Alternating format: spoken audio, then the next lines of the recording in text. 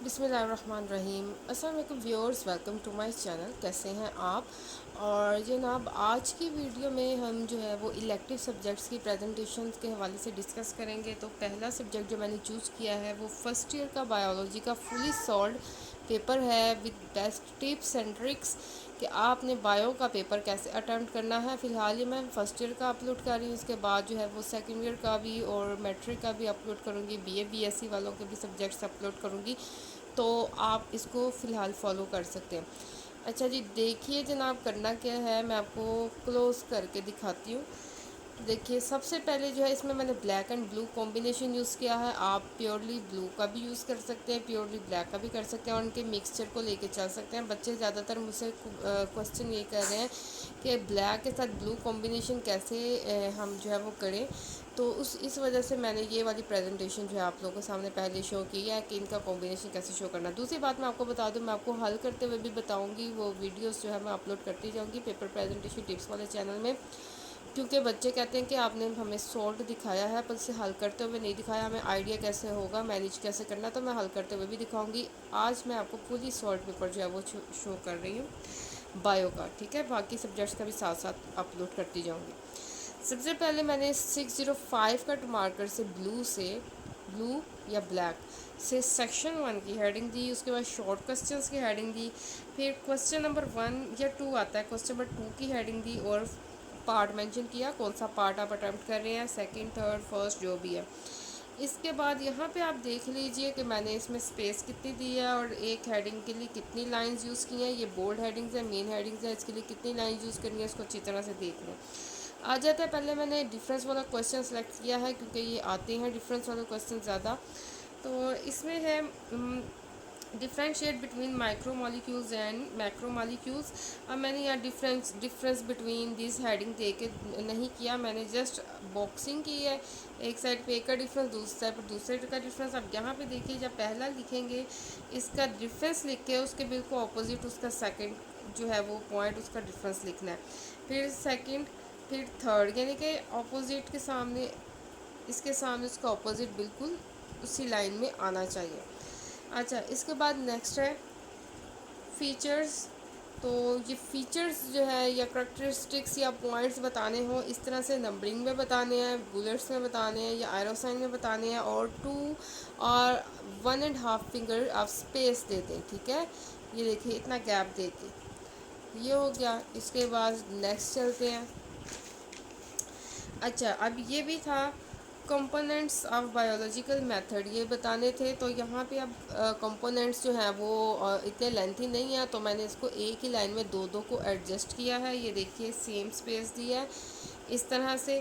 फिर ये डेफिनेशन लिखी है इस तरह से, सेंटर में थोड़ी थोड़ी स्पेस साइड पे छोड़ी है, ज़्यादा नहीं छोड़ी।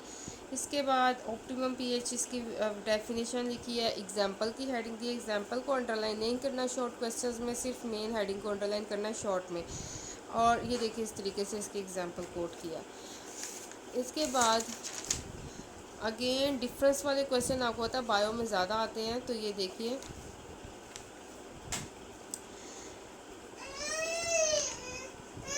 जब आपने इस तरीके से डिफरेंस लिखना हो, ठीक है, तो आप हेडिंग जो है उनके पॉइंट्स लेंथी हो तो आप इस तरह से इसको 2 लाइंस में एडजस्ट कर लें, ठीक है। अब यहाँ पे इस तरह से हमने इसको डिफ्रेंशिएट कर दिया। इसके बाद नेक्स्ट पार्ट, अब यहाँ पे भी देखिए, ये एक और तरीका है डिफरेंस लिखने का। ये देखिए, पॉइंट्स बना के अगर आप उनकी हेडिंग भी दे सकते हैं कि आप यहाँ पे स्ट्रक्चर बता रहे हैं, इनका स्ट्रक्चर किस तरह डिफरेंट है, तो आप स्ट्रक्चर की हेडिंग दे दें। फंक्शन बता रहे हैं, फंक्शन की हेडिंग दे दें, ठीक है। और अगर डेफिनेशन लिखना है तो डेफिनेशन की हेडिंग दे दें। इस तरह से भी आप डिफरेंस लिख सकते हैं, जितना अच्छा आप लिखना चाहें लिखें। इसके बाद क्वेश्चन नंबर 3 पार्ट 2 या 1। अब इसमें देखें, ये 5 किंगडम्स बताने थे, तो ये देखें 1 वर्ड के हैं, तो मैंने इस तरह से सेपरेट लाइंस यूज़ की हैं।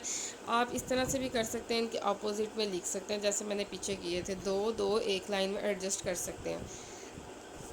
इसके बाद नेक्स्ट है, ये देखिए, ये भी पॉइंट्स वाला था। इसको देखो, मैंने किस तरह से एरोज बना के जो है वो बताया है और इम्पोर्टेंट वर्ड्स को मार्कर से हाईलाइट किया है, ठीक है। ये देखिए, जैसे ये यहाँ पे है ये इंपॉर्टेंट कीवर्ड्स हैं, उसको मैंने मार्कर से हाईलाइट किया है। इसके बाद नेक्स्ट ये भी डेफिनेशन है। अब ये डेफिनेशन लेंथी थी तो मैंने साइड पे स्पेस कम छोड़ी है, लिखी सेंटर में ही है। इसके बाद नेक्स्ट देखिए, ये भी पॉइंट्स वाले थे, इस तरह से 1 2 नंबरिंग करके इसके पॉइंट्स लिखे हैं, नंबर के नीचे नंबर लगाया, साइड पे थोड़ी स्पेस छोड़ी है। ये डेफिनेशन, ये डिफरेंस वाला, ये देखिए एरो के साथ जो है इनके अपोजिट डिफरेंस लिखे हैं।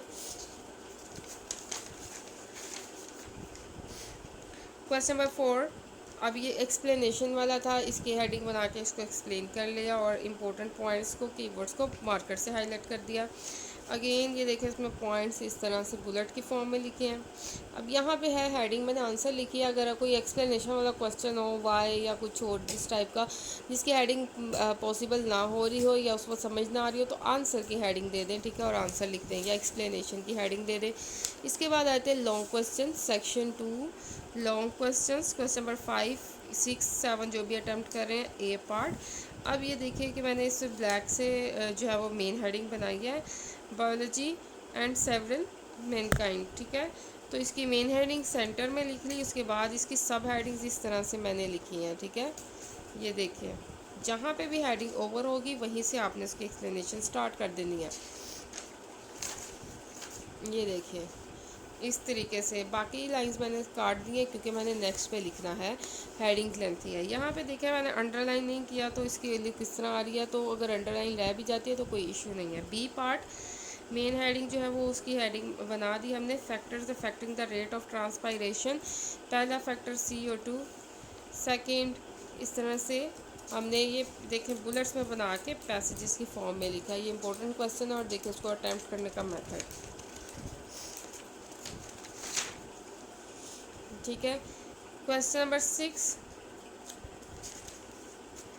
स्ट्रक्चर ऑफ DNA, ये भी मैंने इंपॉर्टेंट क्वेश्चन ही सिलेक्ट किए हैं। ये देखिए इस तरीके से इसकी एक्सप्लेनेशन की, इंपॉर्टेंट पॉइंट्स को मार्कर से हाईलाइट किया है। ये देखिए एरो के साथ जो है वो इसके पॉइंट्स लिखे हैं। ये इसकी देखो डायग्राम, ये देखिए डायग्राम पेन से बनाई है और मैंने की हाईलाइट ये जो है लेबलिंग की है मार्कर से। ये इस तरह से इसके बुलेट्स बना के एक्सप्लेनेशन इसकी की है, ठीक है।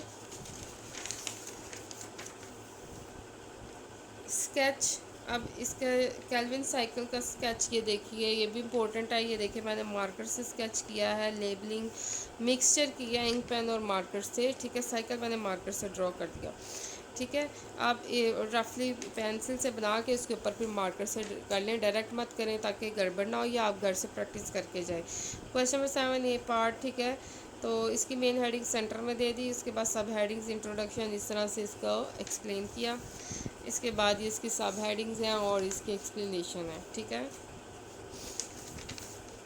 और यहाँ पे पेपर ख़त्म और एंडिंग लाइन लगाएंगे, रिमेनिंग पेजेस को क्रॉस करेंगे। तो ये इसकी फिज़िक्स की प्रेजेंटेशन है। अगर आपको लिखते हुए चाहिए तो मैं पेपर प्रेजेंटेशन टिप्स वाले चैनल में लिखते हुए भी दिखाऊंगी, और बाकी सब्जेक्ट्स की भी fully solve paper presentation show करूँगी। अभी मैं बायो से स्टार्ट किया है, फिर फिज़िक्स, केमिस्ट्री और मैथ, कंप्यूटर, स्टैट्स, हर लेवल के, ठीक है। फर्स्ट ईयर के भी, सेकेंड ईयर के भी, और BA BSc के भी, BCom के भी, और दूसरा जो है वो मैट्रिक 9 10 का भी, ठीक है। तो स्टे कनेक्टेड, सब्सक्राइब कर दीजिए, शेयर कर दीजिए, लाइक कर दीजिए। अपना ख्याल रखिए, अच्छे अच्छे एग्ज़ाम दीजिए। अल्लाह हाफिज़।